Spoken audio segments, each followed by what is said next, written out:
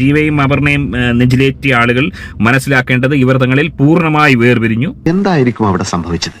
അത് ഈ ഒരു വീഡിയോ കാണുന്ന ഒരു പഹയൻ, അതായത് ഓനൊരു റിച്ച് മാനാണ്. 2 മാസം മുന്നേ വന്നൊരു കമന്റ്, കൂട്ടുകാരനോ എങ്ങനെ മനസ്സിലായില്ല, അല്ല ഇത് ഇവളുടെ എല്ലാ തരത്തിലും പ്രിയപ്പെട്ടവനായി, ഏത് തരത്തിലുള്ള ബന്ധമാണെന്ന് എന്റെ കണ്ണുകൊണ്ട് എന്റെ അവസാന വിമാനയാത്രയിൽ ഞാൻ കണ്ടതാണ്. ഞാൻ പോവാ. പൊന്നപ്പൻ ചേട്ടനെ എന്നെ ശപിക്കരുത്.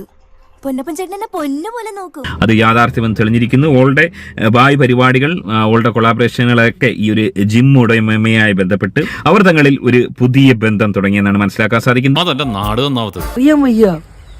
അവിഹിതങ്ങൾ തന്നെ ഈ നാട്ടില്. കല്യാണം കഴിഞ്ഞ പെണ്ണ് വേറൊരാളുടെ അവിഹിതം, കല്യാണം കഴിഞ്ഞ ചെറുക്കൻ പഠിച്ചു ചെയ്ത പെണ്ണോട്ട് അവിഹിതം. എങ്ങോട്ടാണ് ഈ നാടിന്റെ പോക്ക്? ഇത് നാളെ നിങ്ങളുടെ വിവാഹ വാർഷികമല്ലേ എന്നൊരാൾ ചോദിച്ചപ്പോൾ അതിന്റെ മറുപടിയായി ഓള് പങ്കുവച്ചിരിക്കുന്നത് അതൊക്കെ പണ്ട് എന്നുള്ളൊരു ഞാൻ ഒരു കല്യാണം കഴിക്കുക. നിന്റെ കാലുമാറ്റം കുറെ ഭയങ്കരം തന്നെ സുന്ദരി. ഞാൻ പോകുന്നു. Bye bye.